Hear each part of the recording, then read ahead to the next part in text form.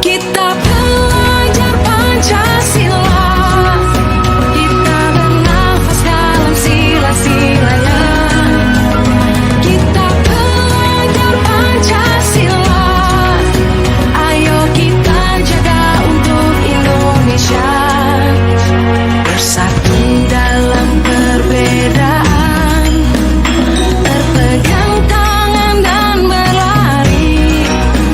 Singkirkan egomu, oh kawan, demi negeri ini. Jadilah generasi emas, cerdas berkarakter itu kita. Berjuang dan harus berani, kita terus torehkan prestasi. Assalamualaikum warahmatullahi wabarakatuh.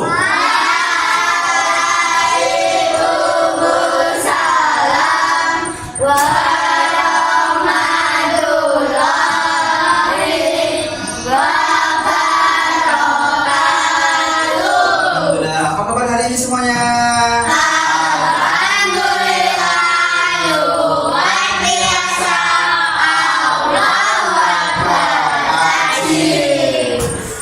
Perhatikan sekalian, pada pagi hari ini sesuai dengan rencana kita akan membuat keyakinan kelas. Langkah pertama yang saya lakukan adalah nanti membagikan kertas dan kamu menuliskannya dan ditempelkan di papan tulis. Baik, saya akan membagikan kertasnya terlebih dahulu. Baik.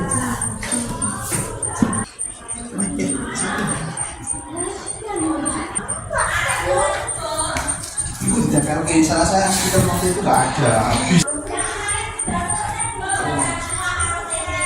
Kalau sudah selesai, mari kita kumpul, mari kita tempel keyakinan kelasmu di papan tulis. Yuk sama-sama tempel.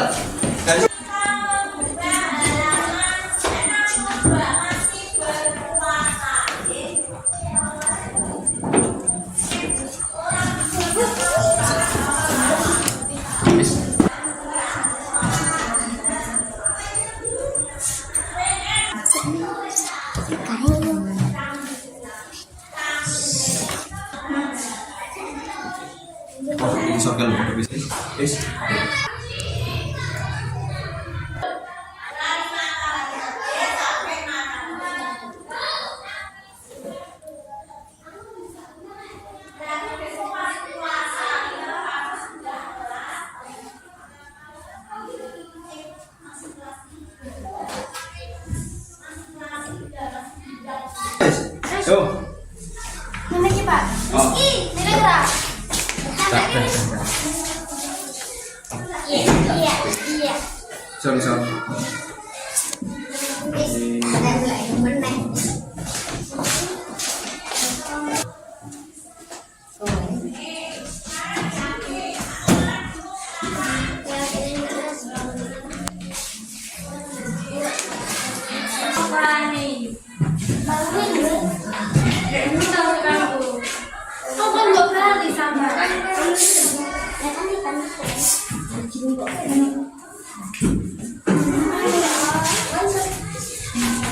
Ya.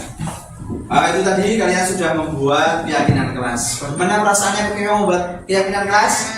Senang. Ya, semoga dengan keyakinan kelas ini pembelajarannya menjadi sangat menyenangkan, kamu merasa aman dan termotivasi untuk lebih giat belajar dan menimbulkan kesadaran diri untuk menjadi pribadi yang lebih baik. Sekian dari saya. Ada kurangnya lebihnya saya mohon maaf. Assalamualaikum warahmatullahi wabarakatuh.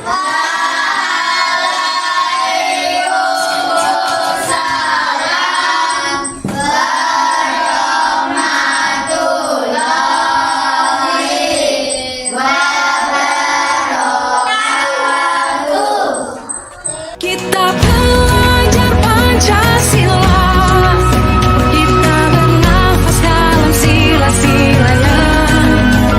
Kita belajar Pancasila,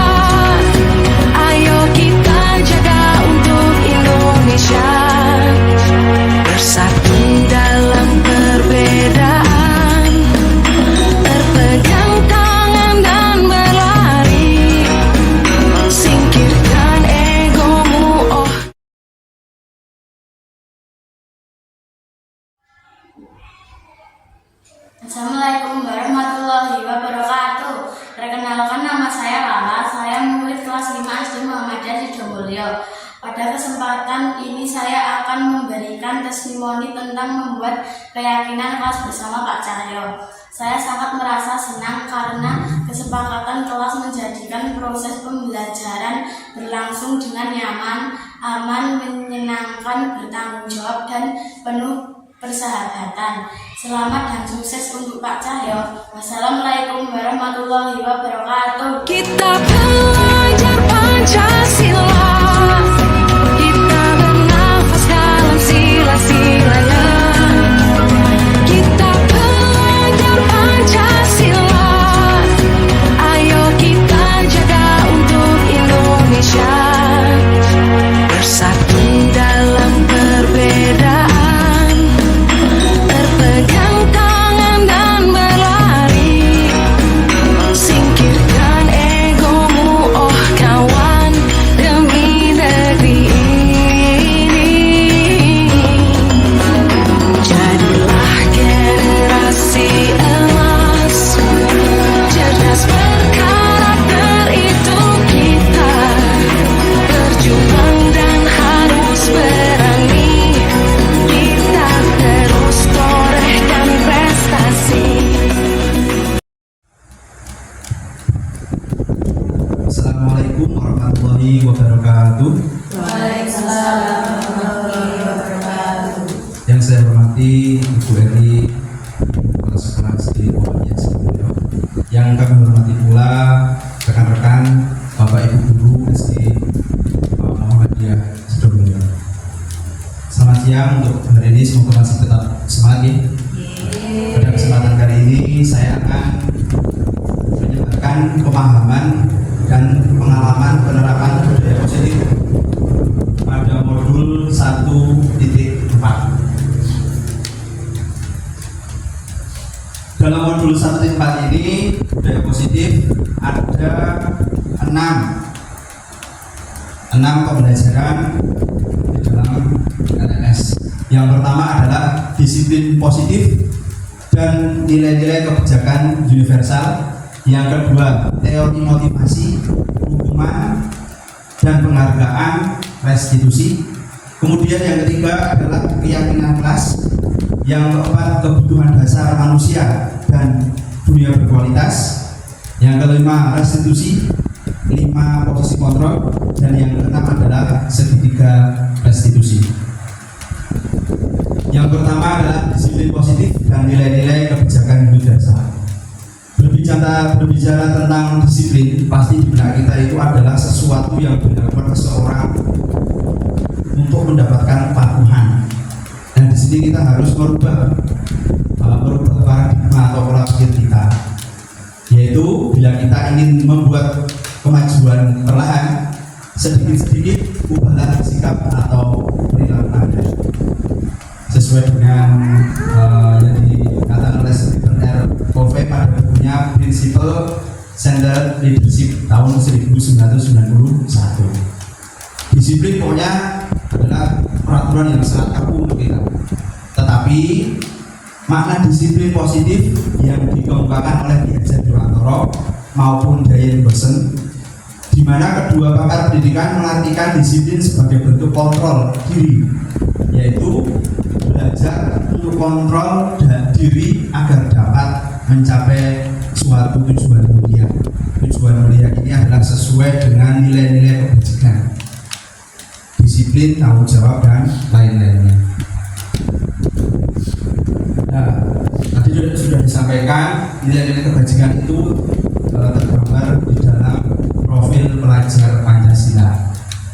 Yang pertama adalah beriman dan bertakwa kepada Tuhan Yang Maha Esa dan berakhlak mulia, mandiri, bernalar kritis, berkebinekaan global, bergotong royong, dan kreatif. Jadi nanti ketika kita memahami makna disiplin itu akan mewujudkan nilai-nilai kebajikan yang tergambar dalam profil pelajar Pancasila ini. Nah, itu diharapkan tumbuh kesadaran kita, disiplin dari dalam hati, kemudian terwujudlah nilai-nilai kebajikan tersebut. Kemudian yang kedua adalah teori motivasi, hukuman, penghargaan, dan restitusi. Sebelum kita bicarakan hal tersebut, tentu dilihat dulu untuk tiga motivasi perilaku manusia. Ada yang motivasinya itu yang pertama adalah untuk menghindari ketidaknyamanan atau hukuman. Takut dengan atasan, harus berangkat pagi karena atasan, karena menghindari hukuman. Ini adalah tingkat terendah dari motivasi perilaku manusia. Biasanya yang memotivasi perilakunya untuk menghindari hukuman atau ketidaknyamanan. Biasanya terjadi di dunia. Kemudian yang kedua adalah untuk mendapatkan imbalan atau penghargaan dari orang lain, yaitu manusia melakukan motivasi tertentu, tapi tujuannya untuk mendapatkan penghargaan. Nah, ini berada satu tingkat di atas motivasi yang pertama. Di sini orang berperilaku untuk mendapatkan imbalan atau penghargaan dari orang lain. Kemudian yang ketiga adalah untuk menjadi orang yang mereka inginkan dan menghargai diri sendiri dengan nilai-nilai yang mereka percaya, yaitu timbul kesadaran dari dalam diri sendiri. Nah, inilah motivasi yang akan membuat seseorang memiliki disiplin positif, karena motivasi perilakunya bersifat internal dari dalam diri, bukan dari orang lain, bukan karena atasan, bukan karena mengharap imbalan, benar-benar timbul dari dalam diri kita sendiri. Kemudian hukuman, konsekuensi dan restitusi adalah seperti ini, yaitu hukuman mesti bersifat separa. Murid hanya menerima suatu hukuman tanpa melalui suatu kesepakatan. Lari lapangan 5 kali, yaitu hukuman. Sedangkan konsekuensi adalah sudah terencana atau sudah disepakati. Kalau kamu berangkat sekolah terlambat 20 menit, jam istirahat tinggal di kelas selama 10 menit, itu konsekuensi. Sedangkan restitusi itu adalah proses menciptakan kondisi bagi murid untuk memperbaiki kesalahan mereka, sehingga mereka bisa kembali pada kelompok mereka dengan karakter yang lebih kuat. Kemudian yang ketiga, tadi sudah sampaikan, yang tadi adalah keyakinan kelas. Mengapa keyakinan kelas tidak peraturan kelas? Tentu kalau peraturan itu kan mengikat, tapi kalau keyakinan bisa kita lihat di sini adalah keyakinan itu adalah nilai-nilai kebijakan bahwa menekankan pada keyakinan seseorang akan lebih memotivasi seseorang dari dalam, bukan karena faktor-faktor eksternal dari luar. Seseorang akan lebih tergerak dan bersemangat untuk menjalankan keyakinannya daripada hanya sekedar mengikuti serangkaian peraturan tertulis tanpa makna. Jadi keyakinan kelas itu dibentuk oleh anak-anak, mereka sendiri yang buat. Meyakini ini adalah keyakinan saya. Secara sadar, ini adalah keyakinan yang sudah saya sepakati bersama. Jadi menimbulkan dari dalam diri motivasi. Nah, contoh-contoh keyakinan kelas, ada kelas bawah, kelas atas, dan kelas 7. Contohnya seperti itu. Kelas 1 nanti ada namanya itu keyakinan kelas perlu belajar. Setiap anggota kelas perlu senang. Nah, anggota kelas perlu melakukan tugas dan sebagainya. Untuk contoh keyakinan kelas 5, berpikir positif, menjadi diri yang terbaik, menghormati dan menghargai orang lain, berkomitmen terhadap suatu tugas, dan senantiasa saling membantu. Itu contoh-contoh dari keyakinan kelas. Kemudian yang keempat adalah kebutuhan dasar manusia dan dunia berkualitas. Satu, tentu dalam kebutuhan dasar ini yang paling pokok adalah bertahan hidup. Makan, minum, tempat tinggal itu adalah bertahan hidup atau survival. Terus kasih sayang dan rasa diterima atau love and belonging. Ada anak, tidak ada perhatian dari keluarga, berarti kebutuhan anak tersebut terkurang rasa kasih sayang. Terus ada kebebasan atau freedom. Kebutuhan manusia itu freedom atau kebebasan. Di sini biasanya anak-anak malas di kelas, tiduran, ada pelajaran tidak perhatikan, jenuh. Berarti anak tersebut memang perlu adanya kebutuhan kebebasan. Ada, dan yang terakhir adalah kesenangan atau fun. Jadi anak-anak merasa senang ketika berada di dalam kelas untuk mengikuti pelajaran. Itulah 5 dari kebutuhan dasar manusia, yaitu bertahan hidup,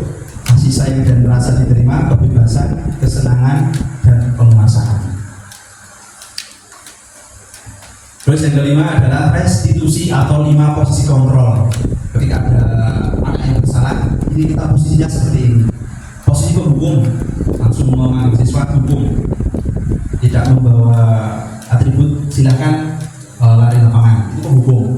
Kemudian yang kedua nanti posisi kita sebagai pembuat merasa bersalah. Nah, nanti seperti ini posisinya akan lebih jelasnya kita akan melihat sebuah video nanti contoh-contoh dari posisi tersebut, dari penghukum, pembuat merasa bersalah, posisi teman, posisi pemantau, dan posisi manajer. Nah, coba kita lihat contoh dari aplikasi 5 posisi kontrol. Video.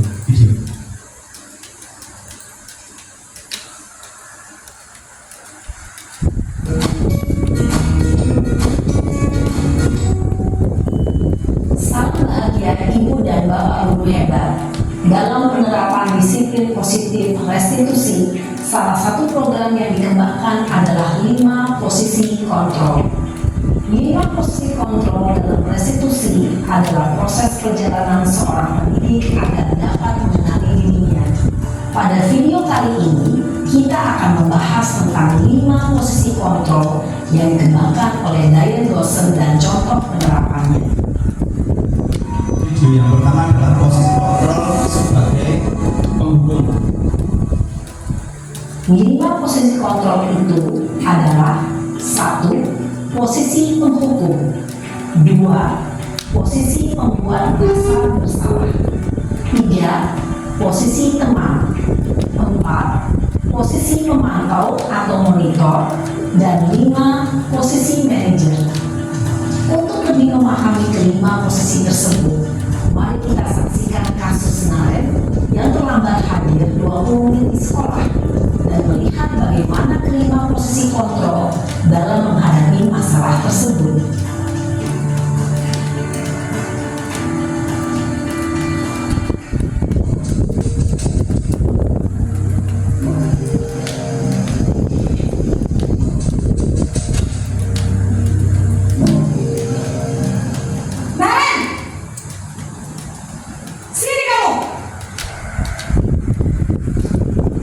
Ibu, Selalu terlambat. Kamu deh, pasti terlambat. Maaf Bu, saya Apa? Apa coba? Alasan kamu apa lagi? Kapan sih kamu tidak terlambat? Malas sekali ya kamu jadi anak. saya Dasar pemalas. Gak kapok-kapok sih kamu. Sudah berapa kali terlambat? Sana, kamu keliling lapangan basket 2 kali. kenapa saya harus keliling lapangan basket Bu? Kenapa? Kamu melawan ibu? Berani-beraninya jawab. Sudah terlambat, masih berani jawab enggak? Sekarang, keliling lapangan basket 5 kali sekalian. Biar kapok. Cepat. Pergi sana ke lapangan basket. kita lihat ya posisi kontrol sebagai penghukum. Jelas sekali menurut Bu Eri bagaimana tadi perkataannya Bu Eri? Perkataan dari posisi kontrol penghukum.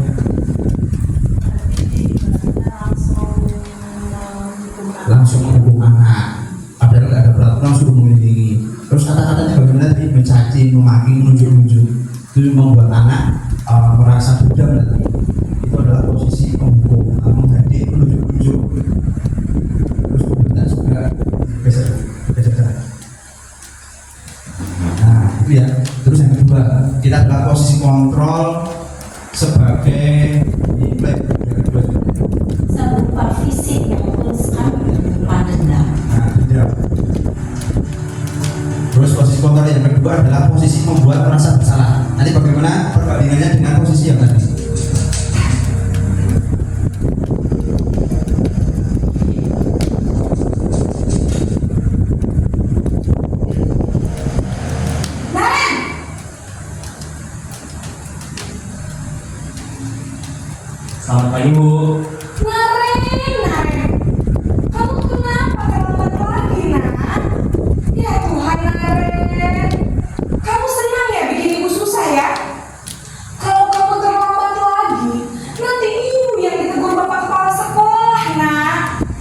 sangka ibu tidak bisa membina kamu. Duh, gimana ini? Maaf Bu. Duh, Gusti Naren. Kamu suka ya kalau ibu ditegur bapak kepala sekolah? Terus, sekarang ibu harus tulis apa ini ibu absen? Ini kamu sudah sering terlambat loh. Ibu harus apa coba? Maaf Bu. Maaf sekali. Ya sudah, lain kali jangan bikin ibu susah lagi ya nak ya. Ibu tidak akan kuat lagi untuk kamu gini terus. Bisa jantungan kalau ibu tegur bapak kepala sekolah. Sana cepat kelas. Maaf ya Bu. Maaf sekali.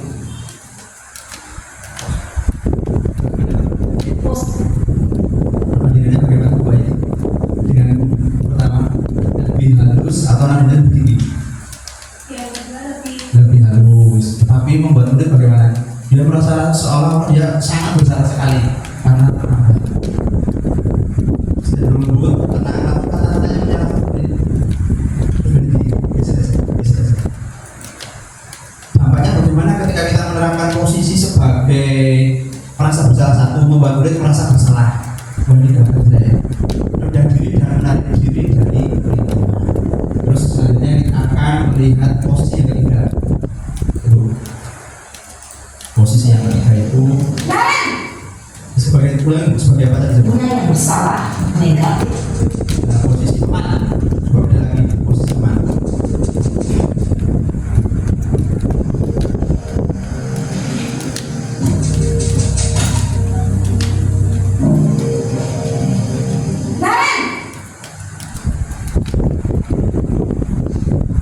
Selamat pagi Bu.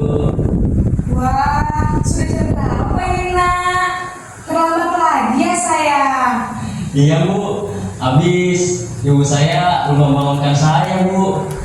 Kamu malah menyalahkan ibu kamu. Kamu bukannya anak yang paling kencang. Kok terlambat sih? Iya Bu. Saya memang terlambat bangun tadi. Jadi biarpun saya lari kencang, tetap gak kencang Bu. Ya sudah sana, nanti lain kali larinya lebih kencang lagi ya, biar gak terlambat lagi. Bikin senang ibu demi ibu, bisa kan? Bisa lah Bu. Ya sudah sana masuk kelas, ibu beresin urusan absen kamu.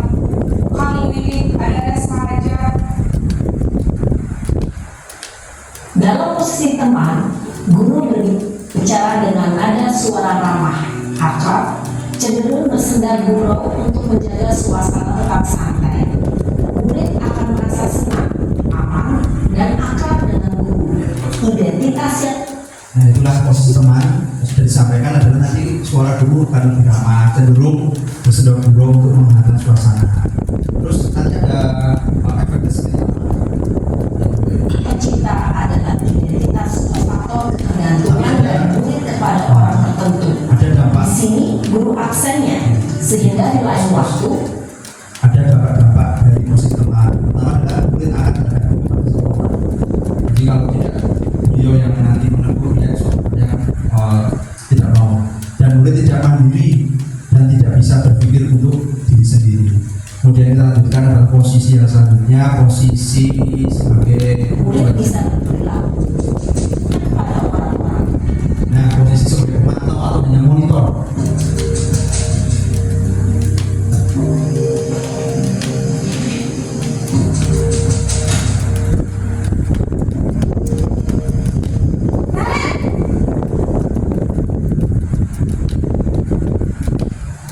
Selamat pagi Bu.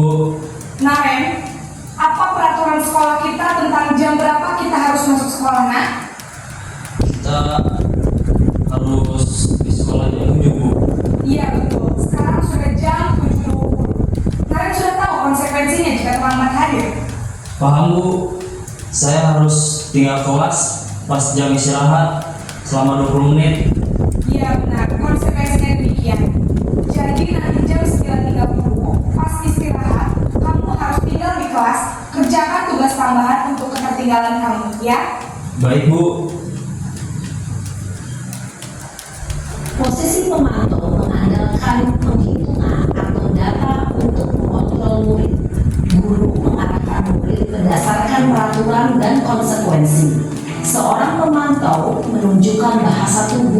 ekspresi wajah yang datar dan cenderung formal. Kedepannya ya, untuk posisi kita sebagai pemantau atau monitor ada dampak dari murid. Yang pertama, murid akan menghitung konsekuensi dan hadiah tanpa memahami sepenuhnya nilai kebajikan yang itu sudah tidak sepenuhnya memiliki. Kemudian posisi kontrol yang kelima adalah sebagai manajer.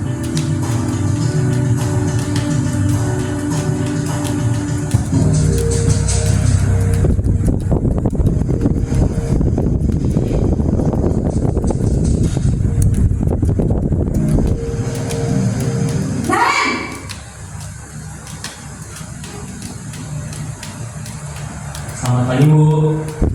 Selamat pagi Naren. Maaf Bu, saya terlambat.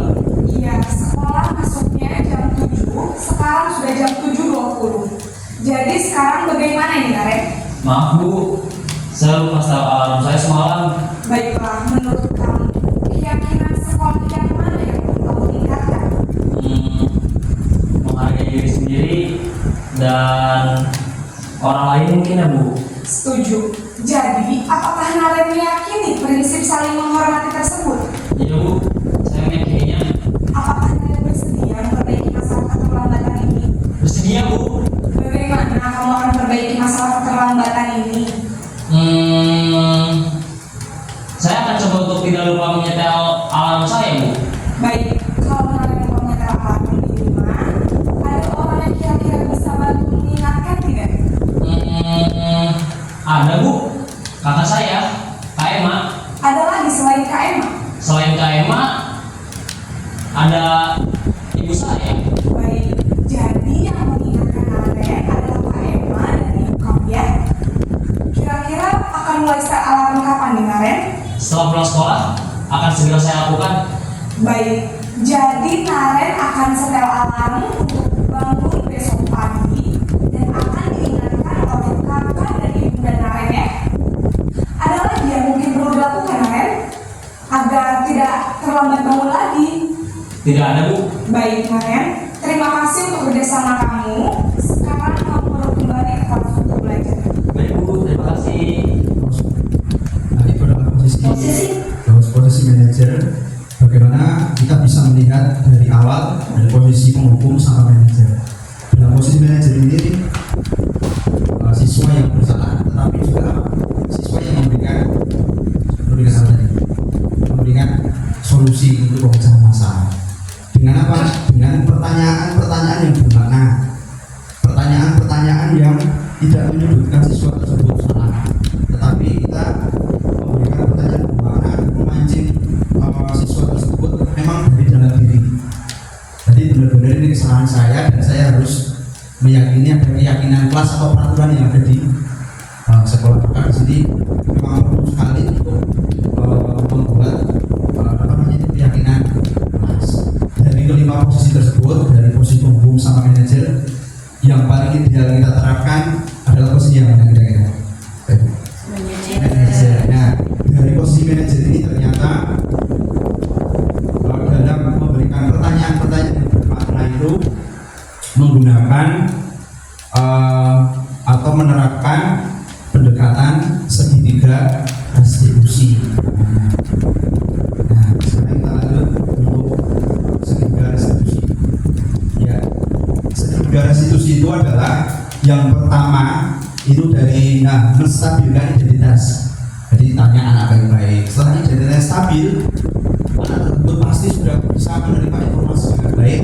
Tidak langsung emosi, langsung ditanya, ditegur, langsung dihukum. Kita stabilkan juga emosinya dengan pertanyaan apa? Oh ya, kamu bukan satu-satunya yang pernah melakukan kesalahan ini. Sebagai manusia juga kita pernah melakukan kesalahan. Terus apa lagi? Seorang pasti pernah melakukan kesalahan. Kita stabilkan dulu identitas. Kemudian yang kedua adalah validasi tindakan yang sudah dalam video tadi kita lihat adalah kamu tentu punya alasan mengapa melakukan hal itu, menanyakan tindakan yang salah. Apakah cara yang lebih efektif untuk mendapatkan apa yang kamu butuhkan? Nah, itu adalah tindakannya seperti itu. Kemudian yang ketiga adalah menanyakan keyakinan. Apakah perbuatanmu itu sesuai dengan keyakinan kelas kita? kita kalau ingin jadi orang seperti apa, itu adalah penerapan segitiga restitusi untuk posisi kotor sebagai manajer. Akan lebih jelasnya lagi, ada satu video ini yang penerapannya segitiga restitusi. Kita akan lihat bersama-sama ini singkat. Yang kedua, segitiga restitusi. Titik 2 kali saja, tak apa-apa. Titik 2 kali saja. Ini yang ada titik 2 saja.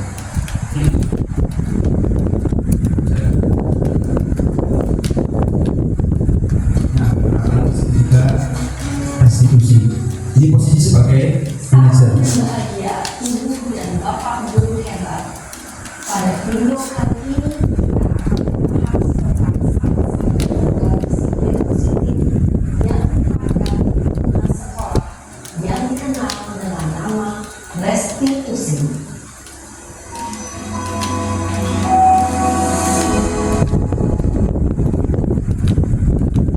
Restitusi dikembangkan oleh pakar pendidikan Etos berlandaskan pada teori kontrol Dr. William Blazer. Segitiga restitusi adalah suatu proses dialog yang dijalankan oleh guru atau orang tua agar dapat menghasilkan murid yang mandiri dan bertanggung jawab. Pada saat guru di posisi manajer, aspek yang dikembangkan pada murid adalah motivasi intensif, sehingga penanaman nilai-nilai kebajikan dapat tumbuh dan berkembang menjadi suatu kebiasaan positif yang akhirnya membentuk karakter murid. Kelas tidak peraturan kelas. Tentu kalau peraturan kan mengikat, tapi kalau keyakinan bisa kita lihat di sini adalah keyakinan itu adalah nilai-nilai kebijakan bahwa menekankan pada keyakinan seseorang akan lebih memotivasi seseorang dari dalam, bukan karena faktor-faktor eksternal dari luar. Seseorang akan lebih tergerak dan bersemangat untuk menjalankan keyakinannya daripada hanya sekedar mengikuti serangkaian peraturan tertulis tanpa makna. Jadi keyakinan kelas itu dibentuk oleh anak-anak, mereka sendiri yang buat, meyakini ini adalah keyakinan saya. Secara sadar, ini adalah keyakinan yang sudah saya sepakati bersama. Jadi menimbulkan dari dalam diri motivasi. Nah, contoh keyakinan kelas, ada kelas kelas atas dan kelas 7. Contohnya seperti itu. Kelas 1 nanti ada namanya itu keyakinan kelas perlu belajar. Setiap anggota kelas perlu senang. Nah, anggota kelas perlu melakukan tugas dan sebagainya. Untuk contoh keyakinan kelas 5, berpikir positif, menjadi diri yang terbaik, menghormati dan menghargai orang lain, berkomitmen terhadap suatu tugas dan senantiasa saling membantu. Itu contoh-contoh dari keyakinan kelas.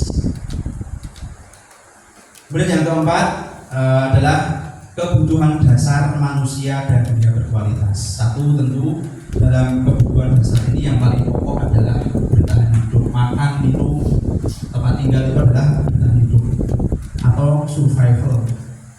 Terus kasih sayang dan rasa diterima atau love and belonging. Ada anak, tidak ada perhatian dari keluarga, berarti kebutuhan anak tersebut adalah kurang rasa kasih sayang. Terus ada kebebasan atau freedom. Kebutuhan manusia itu freedom atau kebebasan. Di sini biasanya anak-anak malas di kelas, tiduran, ada pelajaran yang tidak perhatikan, jenuh. Nah, berarti anak tersebut memang perlu adanya kebutuhan kebebasan. Ada, dan yang terakhir adalah kesenangan atau fun. Jadi anak-anak merasa senang ketika berada di dalam kelas untuk mengikuti pelajaran. Itulah 5 dari kebutuhan dasar manusia, yaitu bertahan hidup, kasih sayang dan rasa diterima, kebebasan, kesenangan, dan penguasaan. Terus yang kelima adalah restitusi atau 5 posisi kontrol. Ketika ada anak yang bersalah, ini kita posisinya seperti ini. Posisi penghukum, langsung memanggil siswa hukum, tidak membawa atribut, silahkan lari lapangan, itu penghukum. Kemudian yang kedua nanti posisi kita sebagai pembuat merasa bersalah. Nah, nanti seperti ini posisinya akan lebih jelasnya kita akan melihat sebuah video nanti contoh-contoh dari posisi tersebut, dari penghukum, pembuat merasa bersalah, posisi teman, posisi pemantau, dan posisi manajer. Nah, coba kita lihat contoh dari aplikasi 5 posisi kontrol.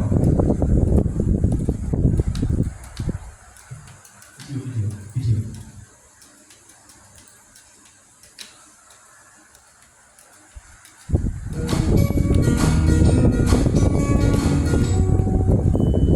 Salam bahagia Ibu dan Bapak Guru hebat.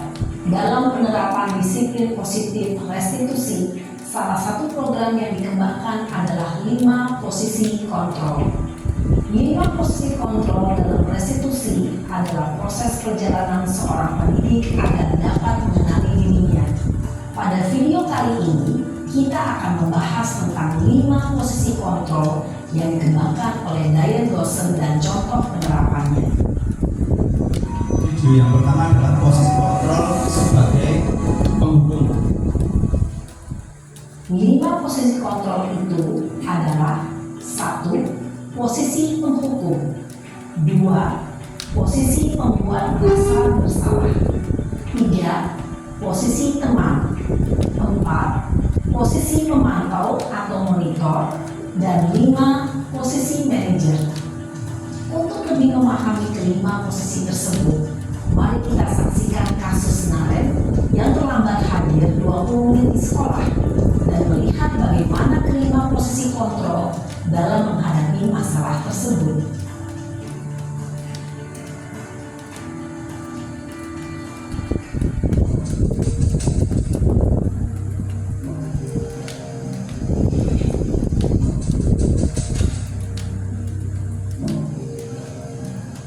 Naren, sini kamu. Selamat pagi Bu. Selalu terlambat. Kamu deh, pasti terlambat. Maaf Bu, saya Apa? Apa coba? Alasan kamu apa lagi? Kapan sih kamu tidak terlambat? Malas sekali ya kamu jadi anak. saya Dasar pemalas. Gak kapok-kapok sih kamu. Sudah berapa kali terlambat? Sana, kamu keliling lapangan basket 2 kali. kenapa saya harus keliling lapangan basket Bu? Kenapa? Kamu melawan ibu. Berani-beraninya jawab. Sudah terlambat, masih berani jawab pula. Sekarang, keliling lapangan basket 5 kali sekalian. Biar kapok. Cepat. Pergi sana ke lapangan basket. Kita lihat ya posisi kontrol sebagai penghukum. Jelas sekali ini. Menurut Bu Eri bagaimana tadi perkataannya Bu Eri? Perkataan dari posisi kontrol penghukum.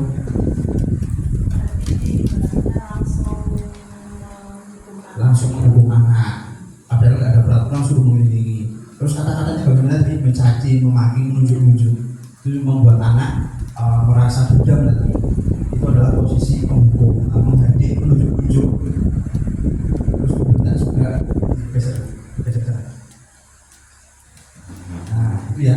Terus yang kedua, kita adalah posisi kontrol sebagai nilai yang kedua. Berupa fisik maupun sekali berupa dendam. Nah, tidak. Terus posisi kontrol yang kedua adalah posisi membuat merasa bersalah. Nanti bagaimana perbandingannya dengan posisi yang tadi?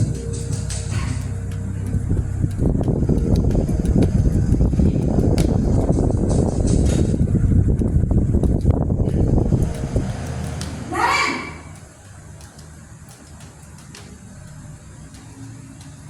Selamat pagi Bu. Naren. Kamu kenapa terlambat lagi, nak? Ya Tuhan, Naren. Kamu senang ya bikin ibu susah ya? Kalau kamu terlambat lagi, nanti ibu yang ditegur bapak kepala sekolah, nak. Disangka ibu tidak bisa membina kamu. Duh, gimana ini? Maaf Bu, Duh, Gusti Naren. Kamu suka ya kalau ibu ditegur bapak kepala sekolah? Terus, sekarang ibu harus tulis apa ini di buku absen? Ini kamu sudah sering terlambat loh. Ibu harus apa coba? maaf Bu, maaf sekali. Ya sudah, lain kali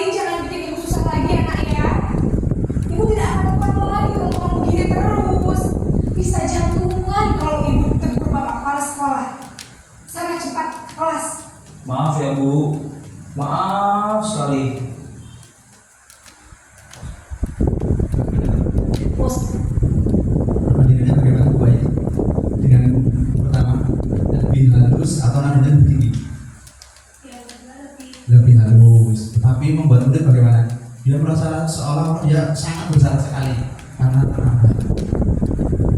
Cenderung lembut, tenang, tapi kata-katanya menyalahkan murid. Berhenti, geser. Dampaknya bagaimana ketika kita menerapkan posisi sebagai merasa bersalah? Satu, membuat murid merasa bersalah. Wah, ini gagal saya. Rendah diri dan menarik diri dari perhitungan. Terus selanjutnya kita akan melihat posisi yang ketiga. Posisi yang ketiga itu sebagai apa tadi? Guna yang bersalah negatif. Nah, posisi teman. Coba beda lagi posisi teman.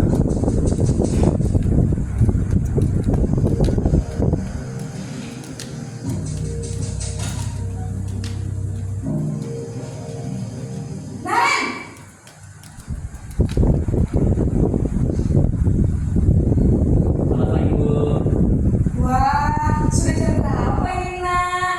Terlambat lagi ya sayang. Iya Bu, habis ibu saya lupa membangunkan saya Bu. Kamu malah menyalahkan ibu kamu. Kamu bukannya anak yang paling kencang. Kok terlambat sih? Iya Bu, saya memang terlambat bangun tadi. Jadi biarpun saya lari kencang, tetap gak kencang Bu. Ya sudah sana, nanti lain kali larinya lebih kenceng lagi ya, biar gak terlambat lagi. Bikin senang ibu demi ibu, bisa kan? Bisa lah Bu. Ya sudah sana masuk kelas, ibu beresin urusan absen kamu. Kamu ini ada saja. Dalam posisi teman, guru berbicara dengan nada suara ramah, akrab, cenderung bersenda gurau untuk menjaga suasana tetap santai. Murid akan merasa senang, aman, dan akrab dengan guru. Identitas yang Nah, itulah posisi teman yang sudah disampaikan adalah nanti suara guru akan lebih ramah, cenderung bersenda gurau untuk menghangat suasana. Terus nanti ada efeknya seperti apa?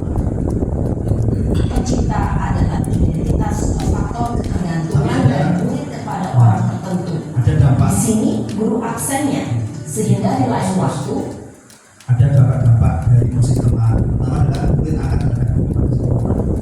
Jadi kalau tidak beliau yang nanti menegur ya semuanya tidak mau. Dan murid tidak mandiri dan tidak bisa berpikir untuk diri sendiri. Kemudian kita lanjutkan adalah posisi yang selanjutnya, posisi sebagai murid bisa berperilaku kepada orang-orang. Nah, posisi sebagai pemantau atau hanya monitor.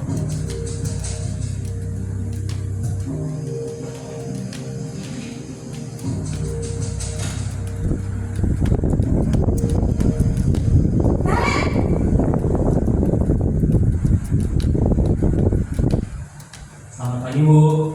Nah Ren, apa peraturan sekolah kita tentang jam berapa kita harus masuk sekolah nak? Kita harus di sekolah jam 7 Bu. Iya betul, sekarang sudah jam 7.20. Kalian sudah tahu konsekuensinya jika terlambat hadir? Paham Bu, saya harus tinggal kelas pas jam istirahat selama 20 menit. Iya benar, konsekuensinya demikian. Jadi nanti jam 9.30 pas istirahat, kamu harus tinggal di kelas, kerjakan tugas tambahan untuk ketertinggalan kamu, ya? Baik Bu. Posisi pemantau mengandalkan penghitungan atau data untuk mengontrol murid. Guru mengarahkan murid berdasarkan peraturan dan konsekuensi. Seorang pemantau menunjukkan bahasa tubuh dan ekspresi wajah yang datar dan cenderung formal. Kedepannya ya untuk posisi kita sebagai pemantau atau monitor ada dampak dari murid. Yang pertama, murid akan menghitung konsekuensi dan hadiah tanpa memahami sepenuhnya nilai kebajikan yang itu sudah tidak sepenuhnya mandiri. Kemudian posisi kontrol yang kelima adalah sebagai manajer.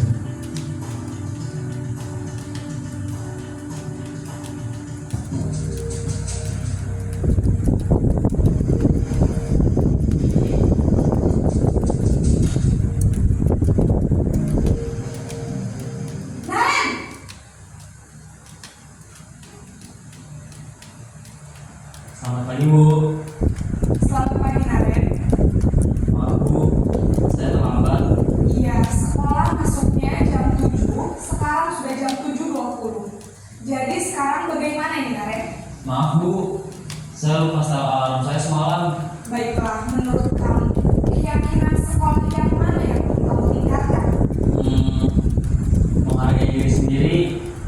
dan orang lain mungkin ya Bu. Setuju. Jadi, apakah Naren meyakini prinsip saling menghormati tersebut? Iya Bu, saya meyakininya. Apakah Naren bersedia memperbaiki masalah keterlambatan ini? Bersedia Bu. Bagaimana kamu akan memperbaiki masalah keterlambatan ini? Saya akan coba untuk tidak lupa menyetel alarm saya Bu. Baik, kalau Naren mau menyetel alarm di rumah, ada orang yang kira-kira bisa bantu mengingatkan tidak? Ada Bu, kakak saya, Kak Emma. Ada lagi selain Kak Emma? Selain Kak Emma, ada ibu saya. Baik, jadi yang mengingatkan Naren adalah Kak Emma dan ibu kamu ya. Kira-kira akan mulai set alarm kapan nih Naren? Setelah pulang sekolah, akan segera saya lakukan. Baik, jadi Naren akan setel alarm untuk bangun besok pagi dan akan diingatkan oleh kakak dan ibunda Naren ya. Ada lagi yang mungkin perlu dilakukan Naren agar tidak terlambat bangun lagi. Tidak ada Bu. Baik Naren, terima kasih untuk kerjasama kamu. Sekarang kamu perlu kembali ke kelas untuk belajar. Baik Bu, terima kasih. Nah, itu adalah posisi manajer. Bagaimana kita bisa melihat dari awal dari posisi penghukum sama manajer. Dalam posisi manajer ini siswa yang bersalah, tetapi juga siswa yang memberikan solusi untuk pemecahan masalah. Dengan apa? Dengan pertanyaan-pertanyaan yang bermakna, pertanyaan-pertanyaan yang tidak menyebutkan siswa tersebut salah, tetapi kita memberikan pertanyaan bermakna, memancing siswa tersebut memang dari dalam diri. Jadi benar-benar ini kesalahan saya dan saya harus meyakini ada keyakinan kelas atau peraturan yang ada di sekolah. Maka di sini memang perlu sekali untuk membuat keyakinan kelas. Dari kelima posisi tersebut, dari posisi penghukum sama manajer, yang paling ideal kita terapkan adalah posisi yang mana kira-kira? Manajer. Nah, dari posisi manajer ini ternyata dalam memberikan pertanyaan-pertanyaan yang bermakna itu menggunakan atau menerapkan pendekatan segitiga restitusi. Nah, sekarang kita lanjut untuk segitiga restitusi. Ya, segitiga restitusi itu adalah yang pertama itu dari menstabilkan identitas. Jadi tanya anak baik-baik. Setelah identitas stabil, anak tersebut pasti sudah bisa menerima informasi dengan baik, tidak langsung emosi, langsung ditanya, ditegur, langsung didukung. Kita stabilkan dulu emosinya dengan pertanyaan apa? Oh ya, kamu bukan satu-satunya yang pernah melakukan kesalahan ini. Sebagai manusia juga kita pernah melakukan kesalahan. Terus apa lagi? Seorang pasti pernah melakukan kesalahan. Kita stabilkan dulu identitas. Kemudian yang kedua adalah validasi tindakan yang sudah dalam video tadi kita lihat adalah kamu tentu punya alasan mengapa melakukan hal itu, menanyakan tindakan yang salah. Apakah cara yang lebih efektif untuk mendapatkan apa yang kamu butuhkan? Nah, itu adalah tindakannya seperti itu. Kemudian yang ketiga adalah menanyakan keyakinan. Apakah perbuatanmu itu sesuai dengan keyakinan kelas kita? Kamu ingin jadi orang seperti apa? Nah, itu adalah penerapan segitiga restitusi untuk posisi kotor sebagai manajer.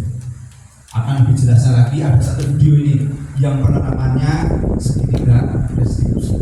Kita lihat bersama-sama ini singkat. Yang kedua, segitiga restitusi. Titik dua kali saja, nggak apa-apa. Titik dua kali saja. Ini yang ada titik dua saja.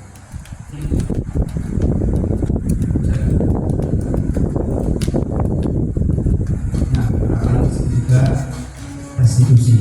Ini posisi sebagai manajer. Bahagia, ibu dan bapak guru hebat. Pada video kali ini kita akan membahas tentang salah satu disiplin positif yang diterapkan di lingkungan sekolah yang dikenal dengan nama restitusi.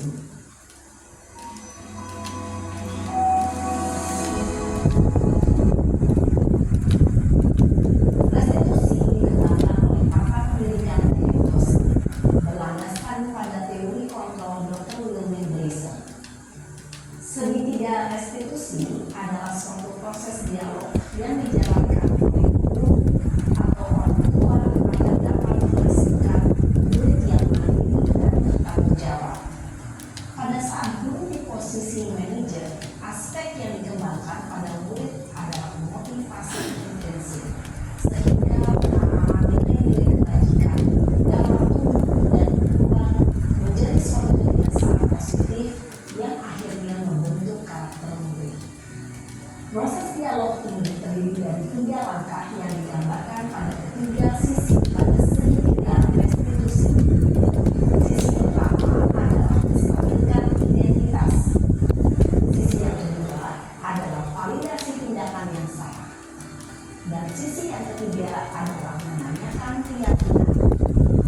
dialog ini terdiri dari 3 langkah yang digambarkan pada ketiga sisi pada segitiga restitusi.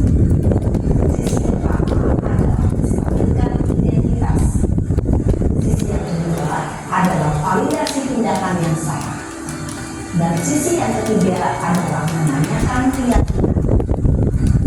Ibu dan Bapak Guru, berikut ini akan ditunjukkan bagaimana seorang guru berada dalam posisi manajer menggunakan penerapan segitiga restitusi.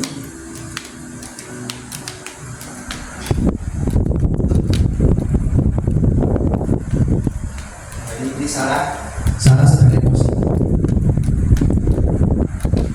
Iya, Sarah. Sudah lama nggak ketemu Sarah? Kenapa hadir di sini? Ini menstabilkan identitas dan emosionalitas. Ya aku marah lah. Aku balik ngatain Eka di depan kelas. Banget. Oh, ya pasti kamu marah dan kesal. Bapak juga akan marah apabila ada yang menuduh Bapak seperti itu. Kemudian, pada saat itu, kamu mau melakukan apa? Ya saya langsung ngatain Eka lah. Dia bukan teman lain. Oh, begitu. Pasti kamu melakukan seperti itu karena suatu alasan tertentu, kan? Iya, saya biasa aja Pak. Ya saya bela diri lah. Masa saya dituntut Pak fitnah? Ya, wajar. Pertahanan menjadi sesuatu yang penting buat kamu. Untung kamu tidak memiliki gagal lagi. Hanya membentak-bentak. Iya Pak. Untuk saya masih bersabar dan hanya membentak saja. Sudah gemes pada Pak.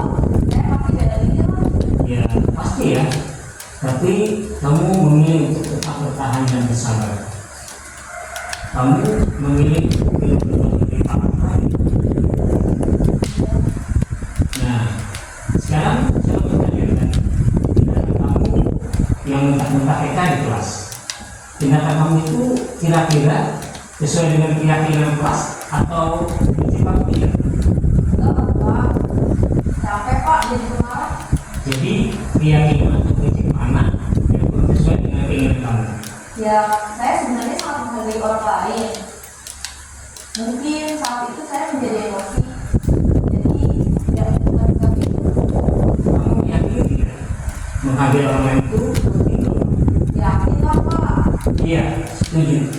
Kita harus saling menghargai.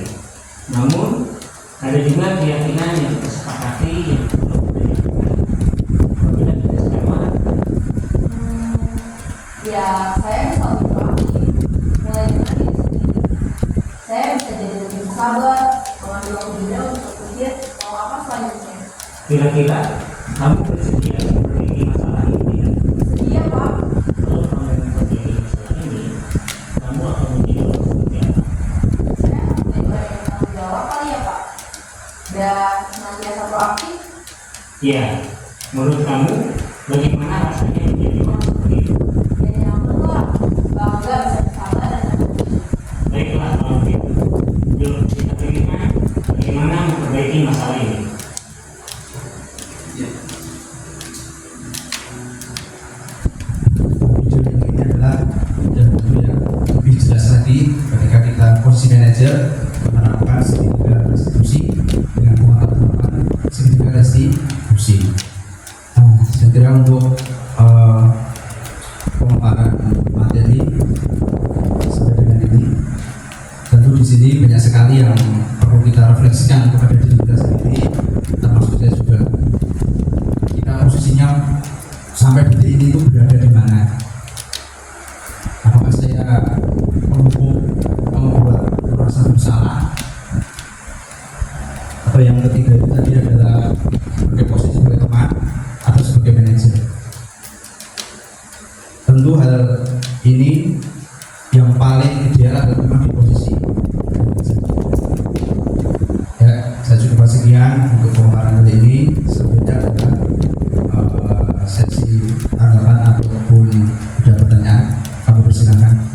Monggo Beri.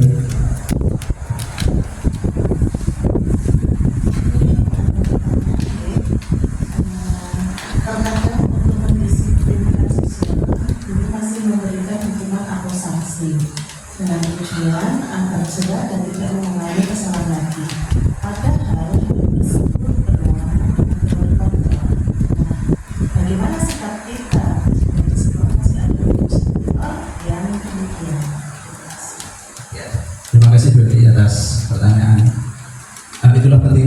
kita semua saling berkoordinasi, saling komunikasi.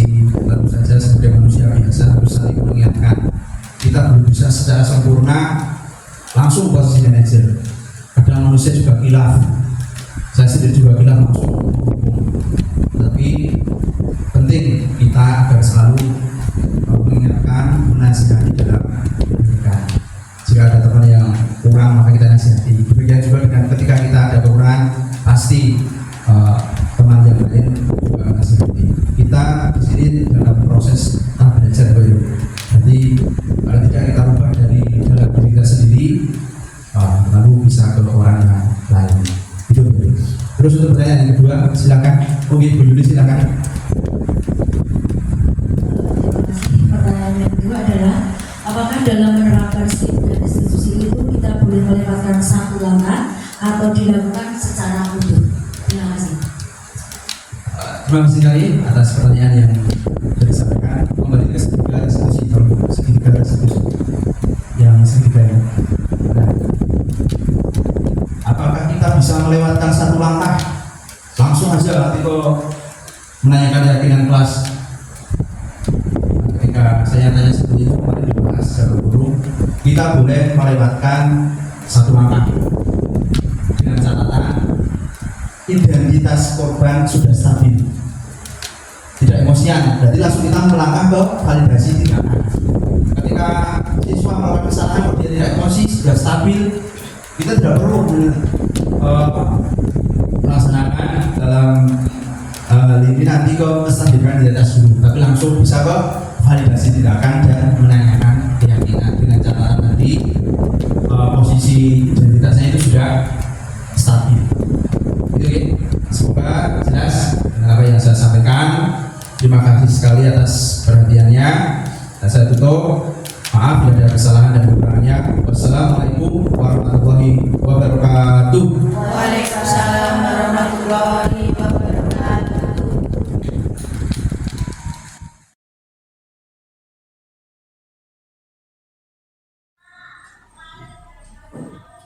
Assalamualaikum warahmatullahi wabarakatuh. Perkenalkan, nama saya Imelsa Heri Priai. Saya guru kelas 6 di SD Muhammadiyah Sidomulyo. Pada kesempatan ini saya akan memberikan testimoni diseminasi modul 1.4 tentang budaya positif yang telah disampaikan oleh Pak Cahyo.